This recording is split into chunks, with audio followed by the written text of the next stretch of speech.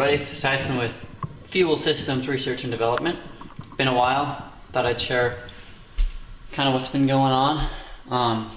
So let's start by coming out here.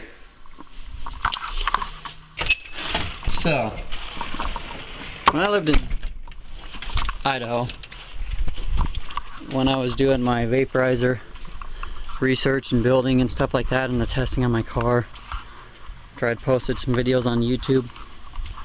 I had somebody follow me home from work in a black car,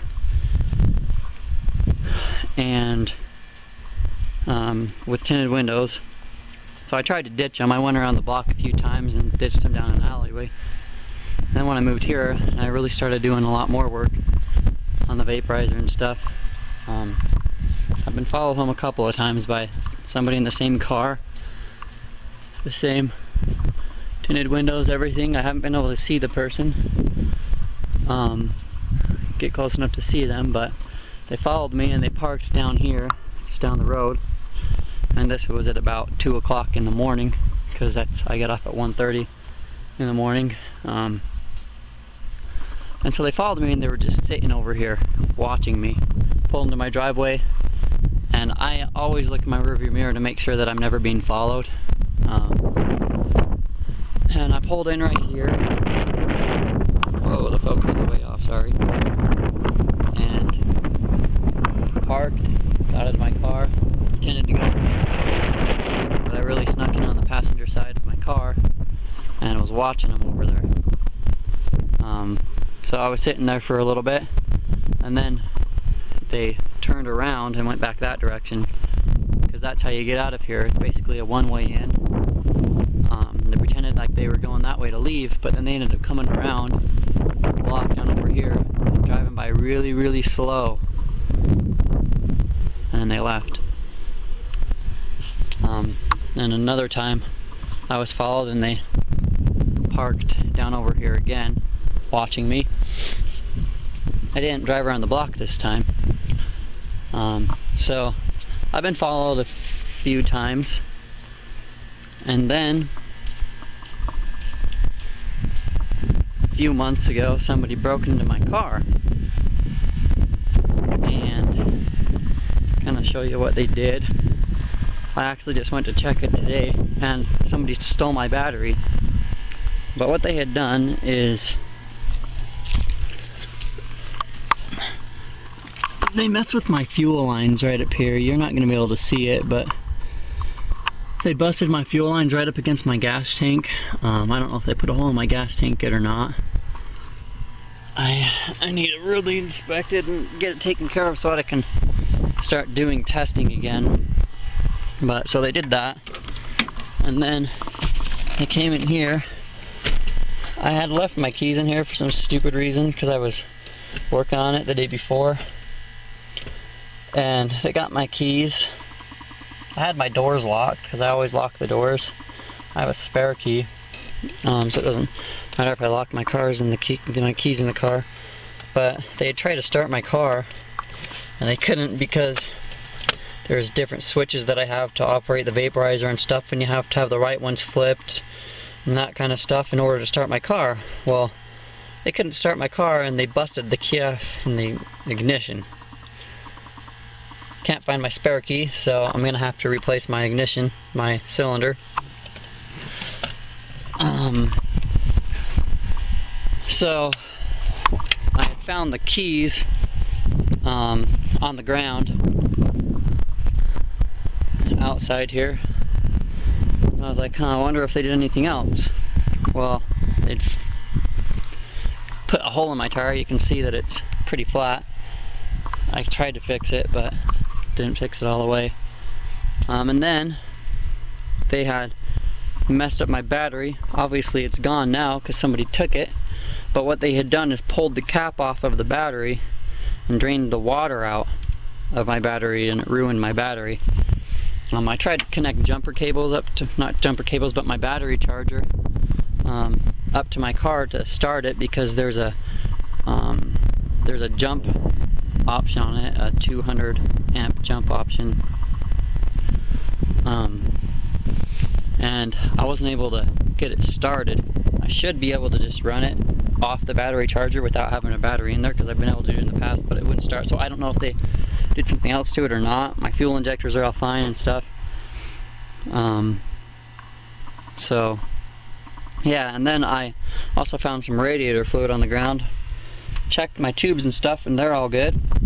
So I don't know what the heck's up with that, if they just tried to drain my radiator or what. But pretty irritating. So that happened, and then a couple weeks ago, some of you wanted to see kind of the inside of this. I made a new lid for it, so I'm going to be testing with higher velocities of air flowing through there and stuff. That's oil from when I ran my car off of used motor oil for a few minutes. Once the vaporizer is heated. Then, a couple weeks ago, somebody broke into my house when I was at work. My wife was at home. They came over here to this side of my house, and they were tapping on the window with a stick. There's a bunch of tumbleweeds down there right now. But while they were doing that, they were shining a flashlight down in there when they were tapping on it. Freaked my wife out. So she had the call 911 dialed on her phone. Well, at the same time somebody was tapping on the window, somebody had came in through this back door here. And they were upstairs shuffling through a bunch of papers, is what my wife said she heard for quite a while. They were in the house for probably about 30 minutes or so, not a little bit longer.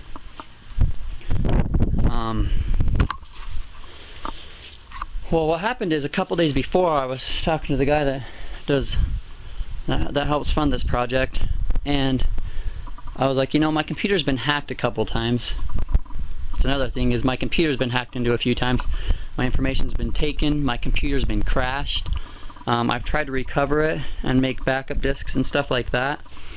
But when I reinstalled Windows 8 and tried to put those disks and all that information back onto my computer, it won't do it. There's some kind of an error that keeps occurring. So I'm not able to recover that information so far. But I was telling him, I was like, you know, somebody tried hacking into my computer again yesterday, and I needed to start printing everything out on paper that I do, so I have paper copies of it instead of just electronic copies. And that's when somebody broke into my house a day or two later. And my wife said she heard people shuffling through papers. Well, I got home, and I actually didn't get the text message from her, because I can't check my phone at work until about an hour after I was home. And I was on the computer, and I saw that text message, and I was freaking out. I was like, crap, I mean, I've been sitting here for an hour, I didn't check on my wife and kids, and somebody could have done something to them. So I ran downstairs and checked on them, and they were all okay. And I was talking to my wife and asked her what happened, and that's when she told me that somebody was, sorry, accidentally pushed the wrong button. That's when she told me that somebody had tapped on the window, shined a flashlight in, somebody was upstairs for a while, shuffling through papers and stuff. And that really pissed me off, because that's my family. Somebody's breaking into my house. What if my wife would have went upstairs and confronted them? Who knows what would have happened? So, while I was talking to her and she's explaining what happened to the house and stuff and what was going on, we heard somebody walking upstairs again. So I was like, bull crap. So I grabbed my gun and I ran upstairs, but they had made it out of the house before I could get to them.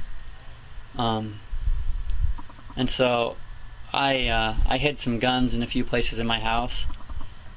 My wife knows how to shoot because I've taught her how to shoot, and I have them hidden so that if anything like that happens again, she can be more prepared.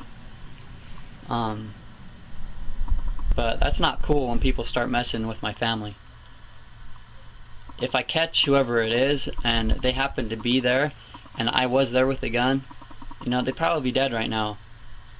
And that's not something that I would want to do, but I will do anything that I can to protect my family.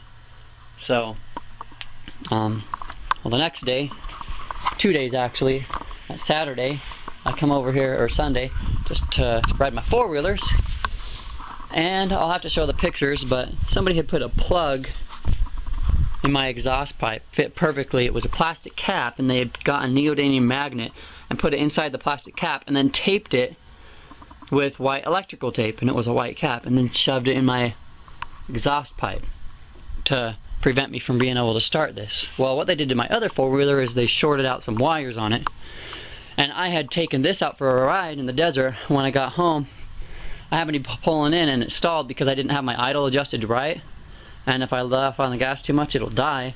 Well, it happened to stall just right here, and I went to start it again and it wouldn't start because my wires were shorted out. So they were shorted out just perfectly so that I could start my four-wheeler and get going, but then the fuse would blow.